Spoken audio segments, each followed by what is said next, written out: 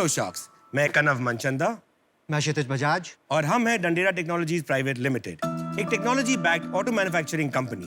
पर हमारा असली बिजनेस है लोगों की जिंदगी बेहतर बनाना।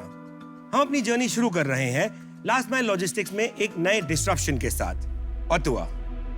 ये हमारा पहला प्रोटोटाइप 3 व्हीलर है जो स्पेशली इलेक्ट्रिक ड्राइव ट्रेन के लिए बनाया गया है। और हमारी एंटी स्टिल टेक्नोलॉजी के साथ ये 3 व्हीलर इंडस्ट्री को हमेशा के लिए बदलने वाला है। इस गाड़ी में हमने अर्गोनॉमिक्स का खास ख्याल रखा है और तो और इसकी चारों दिशाओं की रोड विजिबिलिटी सबसे बेहतर है। इसकी 165 किलोमीटर की रेंज और 1 टन की कैरिंग कैपेसिटी मार्केट में डबल है। हमें गर्व है कि हमने इस गाड़ी के साथ इस सेगमेंट में काफी प्रॉब्लम्स का समाधान कर दिया है और पहले ही दिन से ड्राइवर्स इस गाड़ी के साथ 70% तक ज्यादा कमाई कर सकते हैं।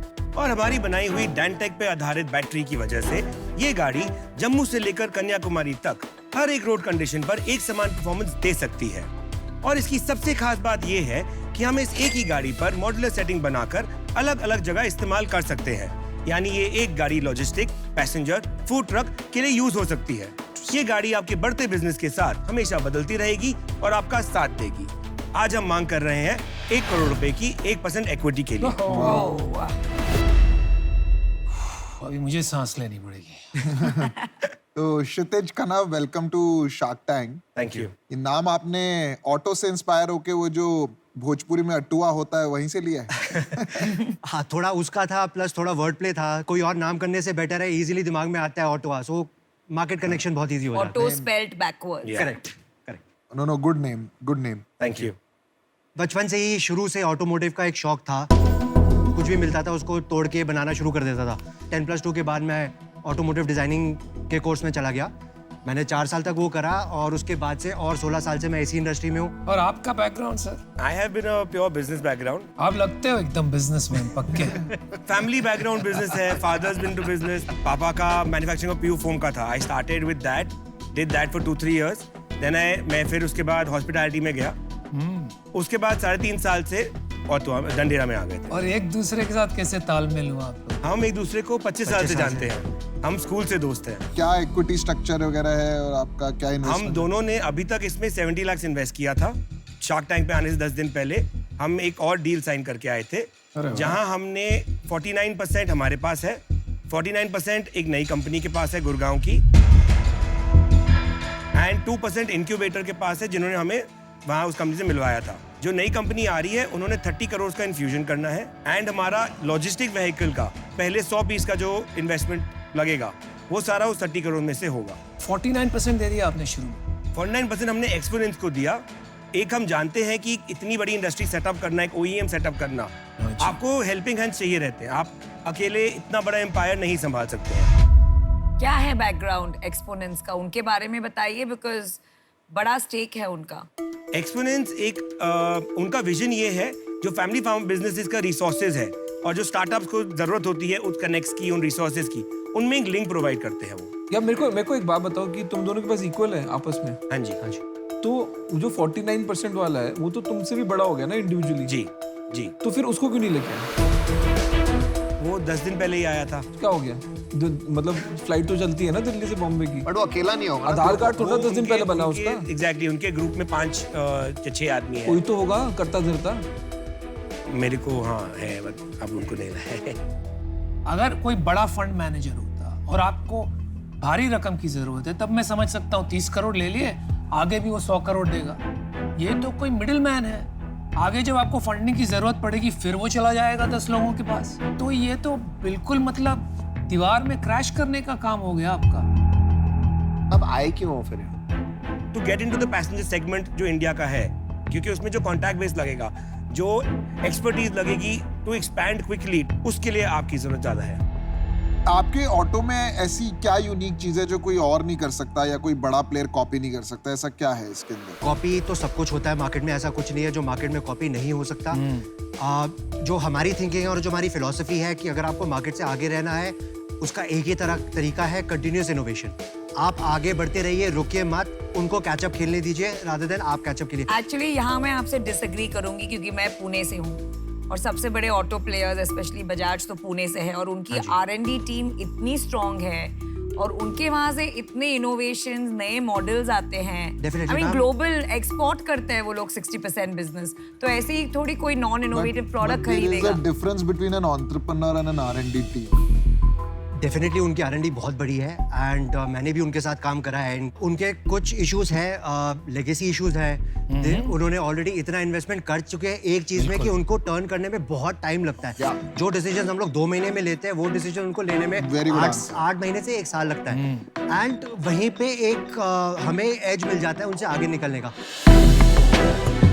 अभी ये तो वक्त ही बताएगा कि वो लोग पिवट कर सकते हैं और कि नहीं। उम्मीद पे दुनिया कायम है। आप बताते रहिए बिजनेस के बारे में, हमें इंटरेस्ट है।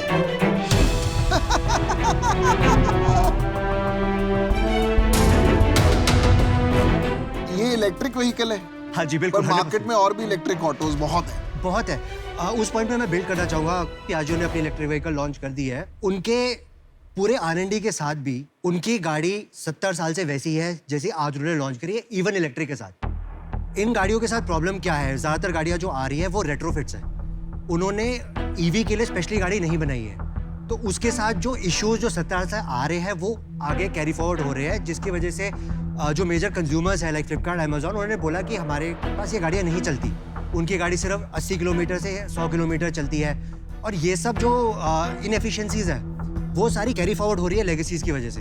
और उसी चेन को हमने ब्रेक करने के लिए इस गाड़ी को एकदम स्क्रैच से बनाया है। तो आपकी गाड़ी देख सकते हैं क्या अंदर? प्लीज आइए। मैं भी देखना चाहता हूँ। मैं भी देखना चाहता हूँ।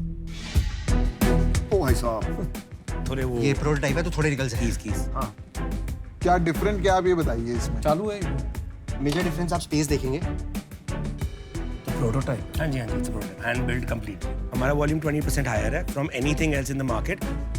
दरवाजा बंद करने के बाद भी इसमें विजिबिलिटी बाकी ऑटो से बहुत बेटर है। क्यों खरीदेगा एक यूजर इसको? पूछते हैं ना।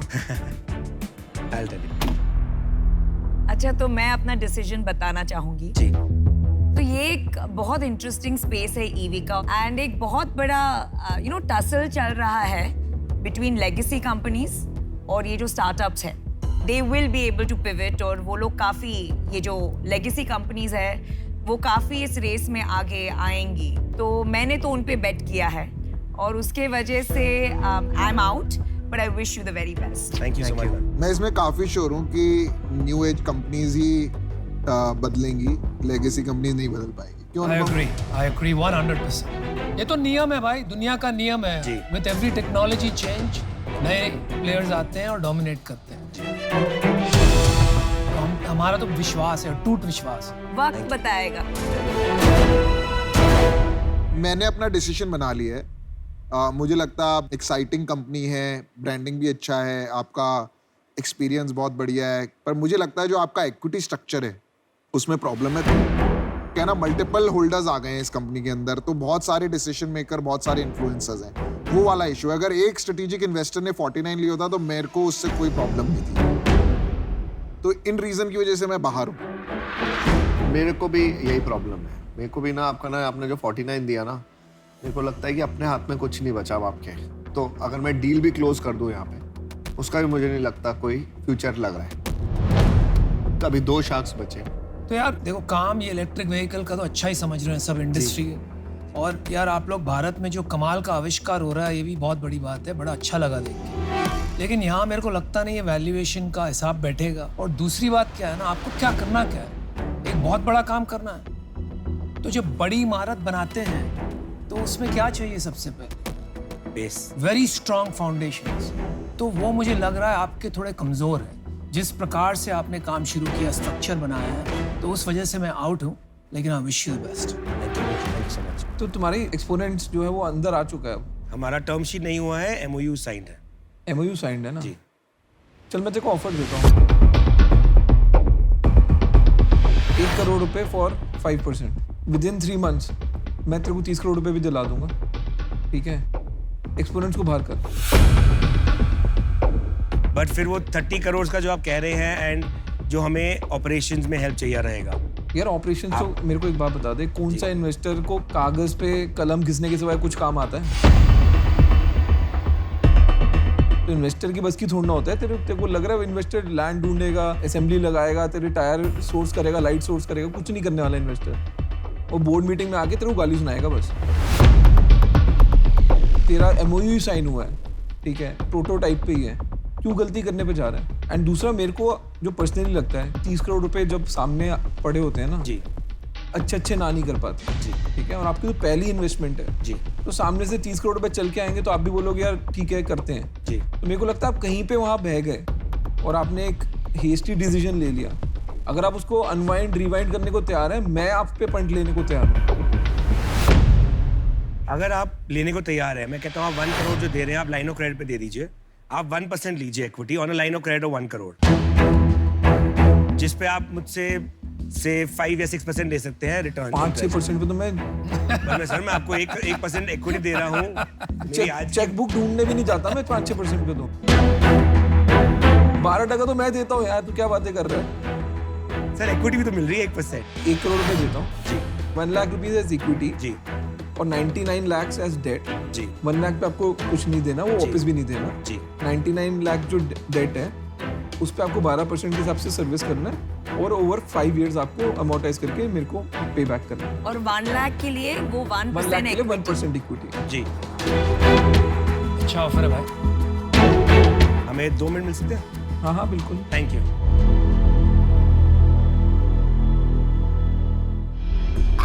साथ तो we got an offer from Ashneer. मतलब वो इक्विटी ना फ्री में बांट रहे हैं, वो फ्री में बांट रहे हैं। अभी देखो उन्होंने 49 वहां बांट दी, इनको इक्विटी दे दी डेट के चक्कर में। 1% आप ले लो, आपको चाहिए आप ले लो। अगर आप बोलोगे ना मैं इन हूं, आप बोलेंगे आपको कितना 1-2% आप ले लो। आप फ्री हो भाई साहब, आप ले लो 1%। मतलब इक्विटी की कोई वैल्यू ही नहीं है यार। भाई मेरे 1 करोड़ रुपए लग रहे हैं, 12% मिल रहा है, क्यों बीच में आ रहा है? नहीं हम बीच मैं में नहीं आऊंगा। नहीं, मैं but कह रहा हूँ ना आपका ही काम है। clarify हम नहीं वाले आते, वो आप लोगों का काम है बीच में हम नहीं आते।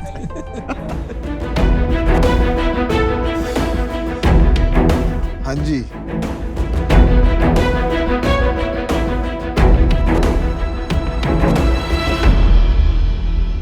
It's a deal sir. Alright good one. अच्छा तालमेल है भाई। Congratulations. Thank you so much.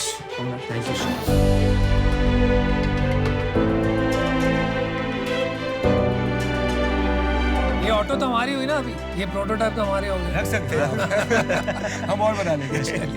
Thanks for thank you coming. Thank you so much. Thank you. Very good.